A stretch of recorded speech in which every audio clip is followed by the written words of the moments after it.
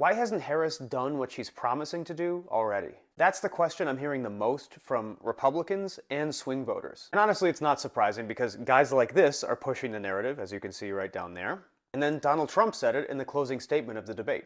So she just started by saying she's going to do this, she's going to do that, she's going to do all these wonderful things. Why hasn't she done it? And the truth is, Harris hasn't really provided a good answer, so I'm going to do it for her. In essence, I think this comes down to one simple fact. It's that most people don't know how the government works, so I'm going to explain it. So the first thing is the vice president doesn't have any actual federal power. They have two main responsibilities, and let's just look at the Constitution for what they are. The first one is down here in blue, which is pretty much if the president dies or can't be president anymore, they become president. The next is if there is a tie in the Senate, they break that tie because they're the president of the Senate. And that is something that Kamala Harris has done more than any vice president in history, and this will become important later in this video. But all of that is essentially irrelevant compared to how important the filibuster is to the situation. In essence, the filibuster is a rule in the Senate where you have to have 60 senators agree to actually vote on a bill.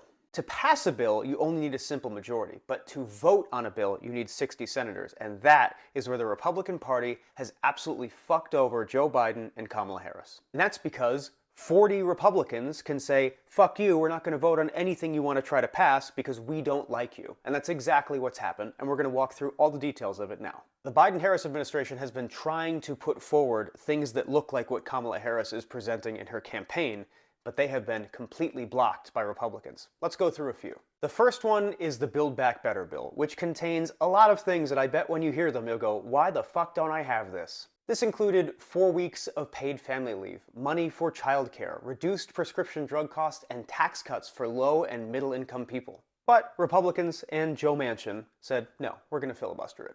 Then the voting rights bill was filibustered by this young man and his Republican colleagues, which would have not only enhanced voting rights for people, but it also would have limited the amount of influence that big donor money has in politics, which I think most of us can agree is a good idea. They said no. Then there was codifying the right to have an abortion at a federal level. That was also filibustered. Then Democrats wanted to raise the minimum wage to $15 an hour. Republicans said, get the fuck out of here, and filibustered it. And Democrats also wanted to work on immigration reform, which Republicans said, go fuck yourself, and filibustered it. And what is the result of all these phenomenal filibusters? We have one of the most unproductive Congresses in American history. In fact, if you'd like to look at our current one, look all the way to the right there. They're not doing much. But despite the filibuster, Biden and Harris have been able to get a lot of consequential things done.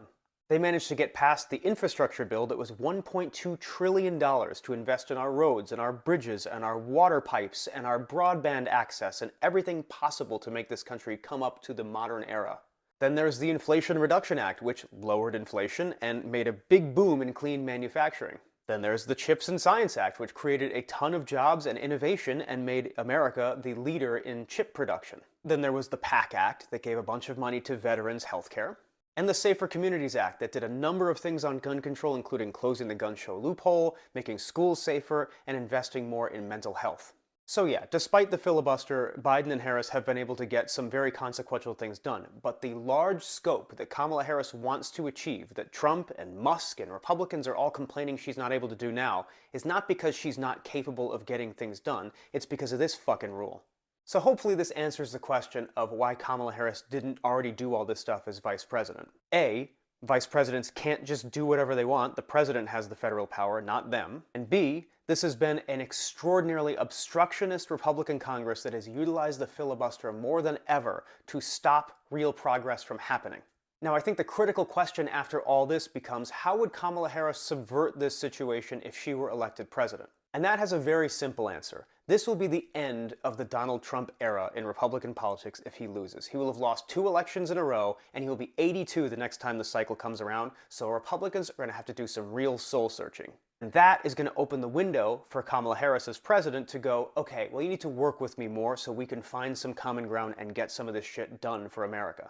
Republicans will be searching for a new identity, and with Trump not the leader of their party anymore, they'll have an opportunity to get away from obstruction and actually try to work together with Democrats. As Biden and Harris have already shown, they know how to collaborate with very hostile collaborators. They've gotten a lot of things done with people who don't want them to get anything done.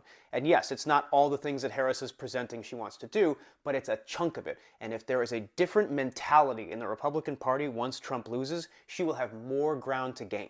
So I know this is a complicated narrative and it's not a simple one-sentence response to why didn't she do all these things already? But it's not a simple answer. There's a lot of levels to it and it's complicated. But in the end, Harris and Biden have done a solid job navigating the situation, and Harris will only have an easier situation if she defeats Donald Trump and sort of sends him packing to never come back.